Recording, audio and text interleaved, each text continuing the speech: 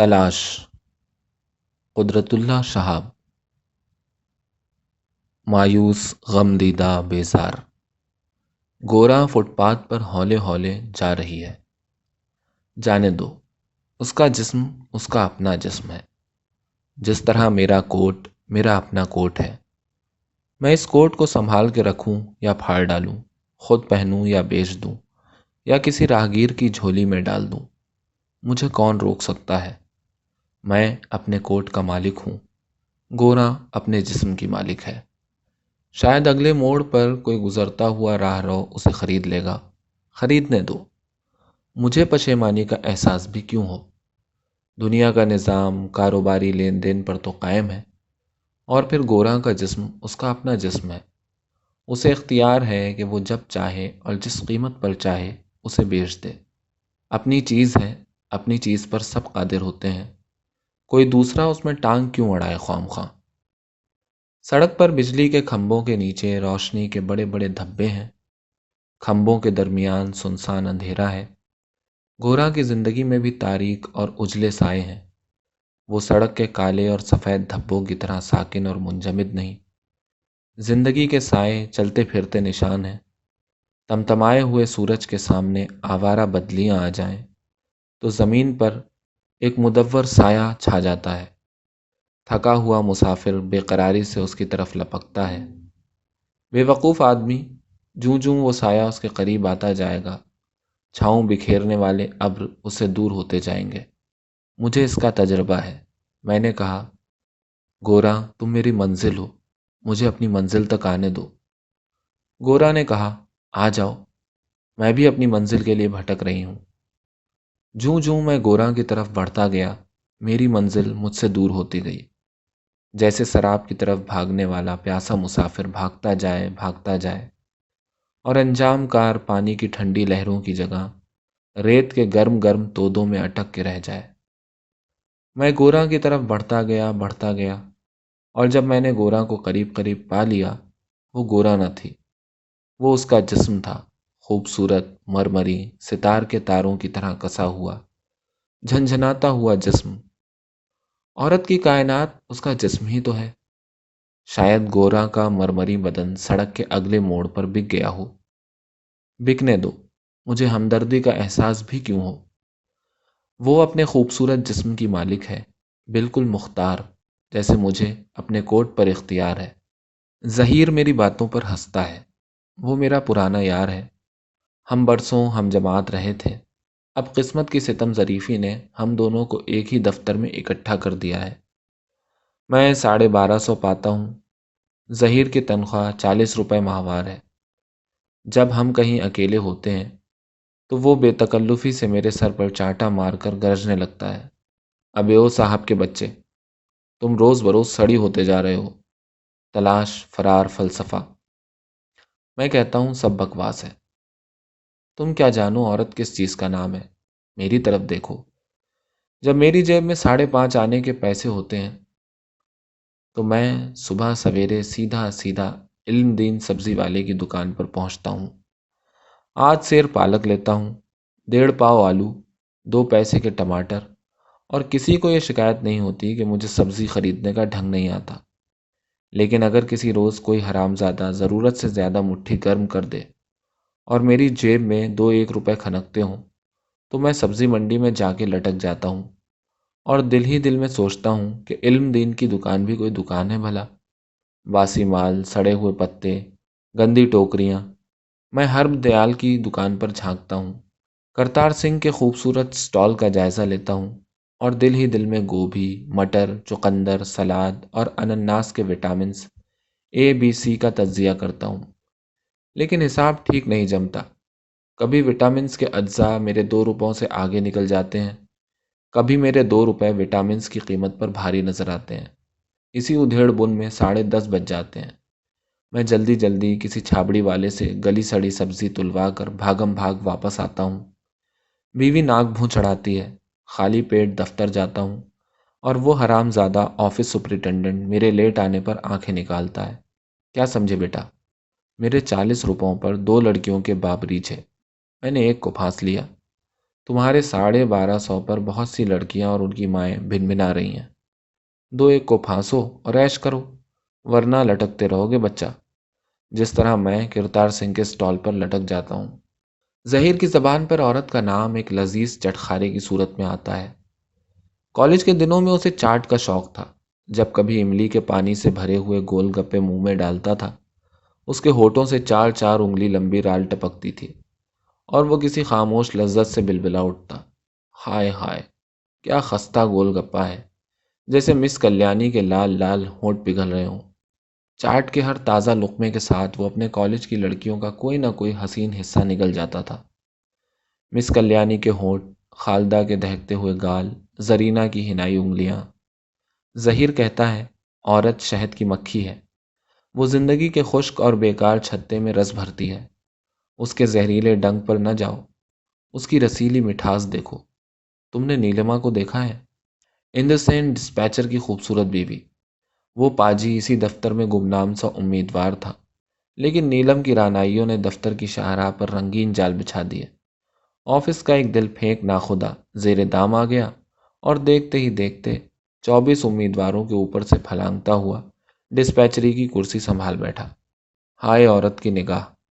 میرے بھائی، اس کی نگاہ سے زنجیریں کٹ جاتی ہیں، تقدیریں بدل جاتی ہیں۔ نگاہ مرد مومن کی تلاش کون کرے؟ ذوق یقین کا سودائی کون بنے؟ دنیا ہے تو عورت کی گود میں، عقبہ ہے تو اس کی مسکراہٹ میں۔ میں دیکھتا ہوں کہ اب اندرسین ہیڈ کلرکی کے خواب دیکھ رہا ہے۔ نیلما کی بلوری گردن میں اب پھر لطیف خم پیدا ہو رہے ہیں۔ خدا کی قسم، تم اس سنہری گرداب میں بے تکلف کود جاؤ۔ ایک بیچاری ہیڈ کلرکی کیا چیز ہے؟ تم میری مانو تو اس مرمری گردن کے ایک حلقے پر ساری کائنات اندرسین کو سونپ دو۔ ہائے کیا لوچ ہے ظالم کی گردن میں، جیسے عمر خیام کی ربائی تھرک تھرک کر ناچ رہی ہو۔ ظہیر میں ایک یہی بڑا عیب ہے، وہ عورت میں عورت کو نہیں دیکھتا، وہ عورت میں اس کا جسم ٹٹولتا ہے، اور پھر جسم میں بلوری گردنوں، ناچتی ہوئی آنکھوں اور دھڑکتے ہوئے سینوں کا جائزہ لیتا ہے۔ اسی پر بس نہیں، وہ جسم کی ہر رانائی، حسن کے ہر پیچ، سینے کے ہر نشیب و فراز کو بیوپاری نظر سے ناپ تول کر ان پر قیمتوں کے لیبل لگا دیتا ہے۔ نیلما کے گردن کے خم کی قیمت میرے دفتر کی ہیڈ کلرکی ہے، صادقہ اس کی بیوی ہے، لیکن ظہیر کہتا ہے کہ صادقہ کی گھنی اور گھنگریالی زلفوں کی قیمت 40 روپے ماہوار ہے۔ چنانچہ پہلی تاریخ کو وہ اپنی ساری تنخواہ صادقہ کی جھولی میں ڈال دیتا ہے۔ جب کبھی دفتر میں اس کی مٹھی معمول سے زیادہ گرم ہو جائے تو وہ اپنا غبار ہلکا کرنے کے لیے چھمی جان یا گلزار بیگم یا رتنا بائی کے کوٹھے میں پناہ لیتا ہے۔ چھمی جان 3 روپے، گلزار بیگم 5 روپے، رتنا بائی 10 روپے، کیونکہ اس کے بائیں گال پر ایک ننھا سا تل ہے اور اس کے عنابی ہونٹوں میں پکے ہوئے انگوروں کا رس چھلکتا ہے۔ ایک دن وہ گوراں کے چوبارے میں گیا، اس کی جیب آسودہ تھی۔ اس نے 1 روپے کے 20 نوٹ گوراں کے سامنے بچھا دیے۔ گورا نے کہا، آپ یہ نوٹ اپنے پاس ہی رکھیں، آپ میری قیمت نہیں دے سکتے۔ ظہیر نے سوچا وہ بن رہی ہے۔ اس نے گورا کو اسی قیمت پر چکایا تھا۔ اس نے اپنا بٹوا نکال کر ہوا میں اچھالا اور فخر سے بولا، مانگو، کیا مانگتی ہو جانے تمنا، آج تمہارا ظہیر خوشحال ہے۔ گورا نے ایک تھکی ہوئی انگڑائی لی۔ ظہیر صاحب، میں روز روپیہ کماتی ہوں، آپ روز روپیہ لٹاتے ہیں، لیکن کیا یہ ممکن ہے کہ آج ایک لمحے کے لیے آپ مجھے گورا نہ سمجھیں، ایک عورت سمجھیں؟ ایک لمحے کے لیے آپ گاہک نہ بنیں، ایک مرد بن جائیں۔ بس 1-2 بے لوث لمحے میری حیات کو جاوید کر دیں گے۔ ظہیر ہنسنے لگا۔ وہ الو کا پٹھا کچھ بھی نہ سمجھ سکا۔ وہ گورا کے کھوئے کھوئے اضطراب کو سراہتا رہا۔ اس نے زبردستی اسے 20 روپے دے دیے۔ میں سمجھتا ہوں کہ ازل سے گورا کی تعمیر میرے لیے ہوئی تھی۔ کائنات میں اس کا وجود میرے وجود کا عکس تھا، لیکن جب ہم ملے تو ہمارے درمیان ایک وسیع اور بھیانک خلا منہ پھاڑے کھڑا تھا۔ وہ اپنے 26ویں سال میں ہے۔ پچھلے 13 برس سے وہ ہر روز بکری کے گوشت کی طرح ترازو میں تل تل کر بکتی رہی ہے۔ سینکڑوں ہزاروں انسان اپنی پشت ہا پشت کی کیچڑ اس پر اچھال چکے ہیں۔ بنی نوع انسان کی صدیوں کا سیاہ کار زہر گورا کی رگ رگ میں سمویا ہوا ہے۔ ایک قاتل بیماری کے انگارے اس کے خون میں چٹک رہے ہیں۔ اس کی گلاب کی پتیوں جیسی ملائم اور مشک بار جلد کے نیچے بڑے بڑے گھاؤ ہیں، لیکن وہ کہتی ہے کہ محبت کے 2 بے لوث لمحے اس کی حیات کو جاوید کر دیں گے۔ میں نے کہا، گورا، اگر تو کائنات کے آخری کنارے پر بھی ہوتی تو میں ارض و سما کی وسعتیں پھاند کر تیرے پاس پہنچ جاتا۔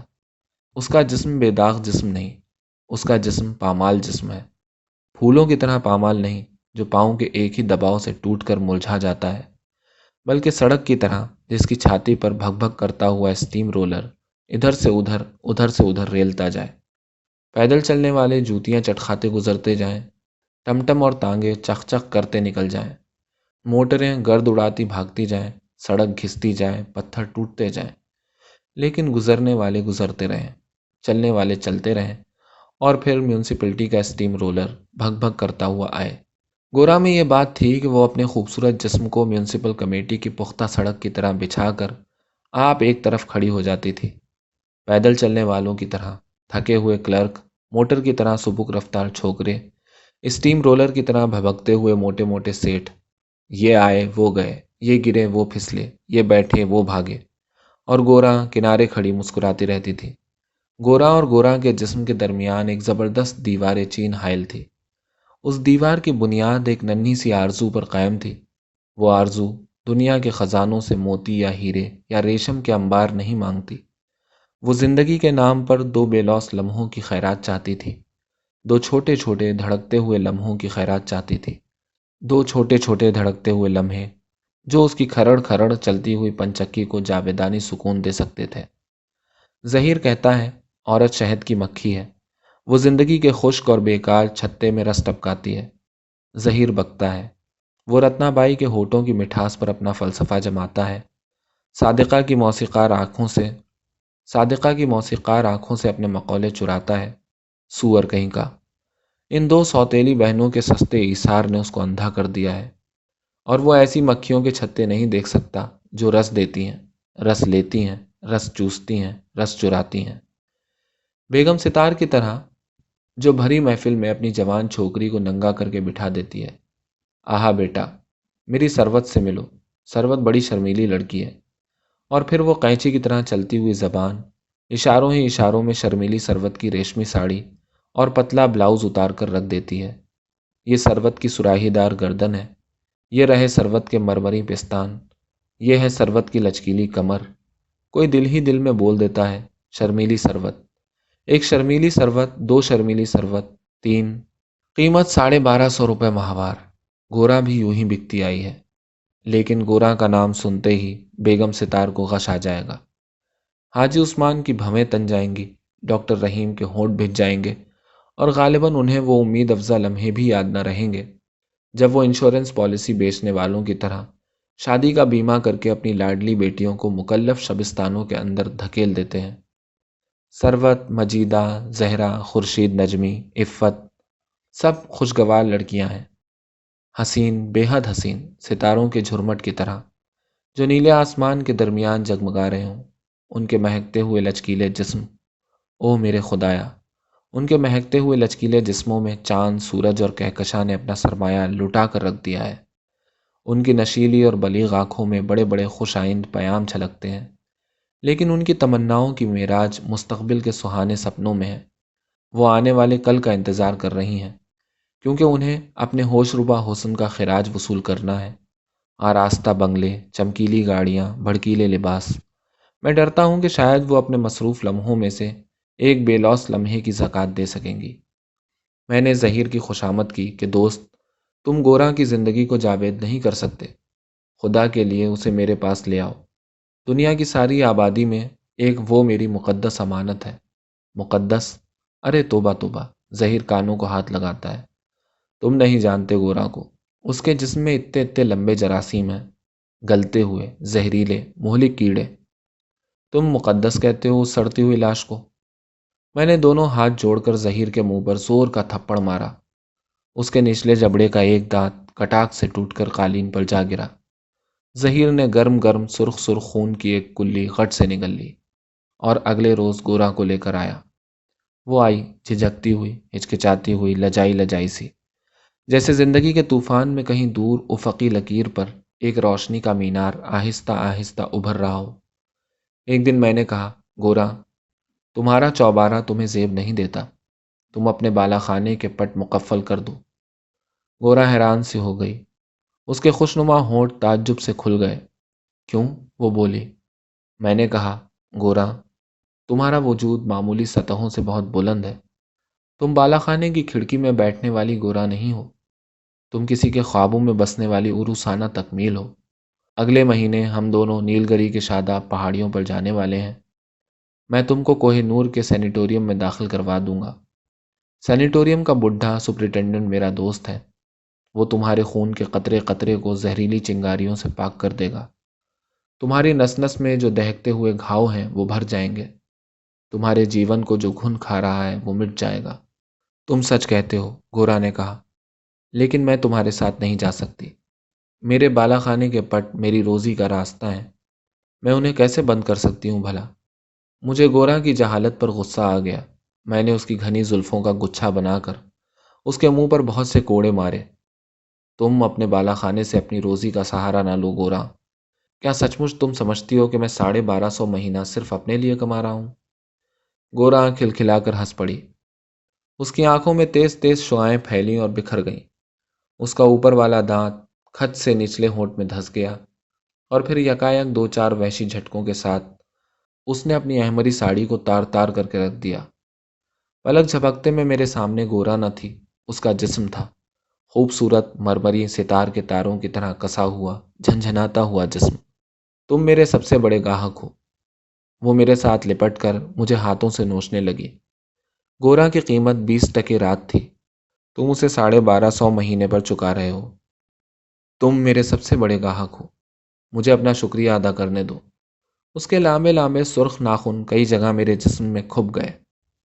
ایک خون آشام نظر اس نے چاروں طرف دوڑائی، میز کے اگالدان کو اٹھا کر زور سے پٹک دیا، اپنی ساڑی کے الجھے ہوئے ٹکڑوں کو سمیٹا اور آہستہ آہستہ چلی گئی، جیسے دور سے جھلکنے والا روشنی کا مینار سمندر کی لہروں میں تحلیل ہو جائے۔ گورا کی سسکیوں میں لپٹی ہوئی ایک آواز رو رہی تھی، تم میرے سب سے بڑے خریدار ہو، تم بھی مجھے زندگی کا ایک بے لوث لمحہ نہ دے سکے۔ مایوس، غمدیدہ، بیزار گورا فٹ پاتھ پر ہولے ہولے جا رہی ہے۔ جانے دو، وہ اپنے جسم کی مالک ہے، شاید اگلے موڑ پر کوئی گزرتا ہوا راہ رو اسے خرید لے گا۔ خریدنے دو، مجھے اس پر کوئی اختیار تو نہیں۔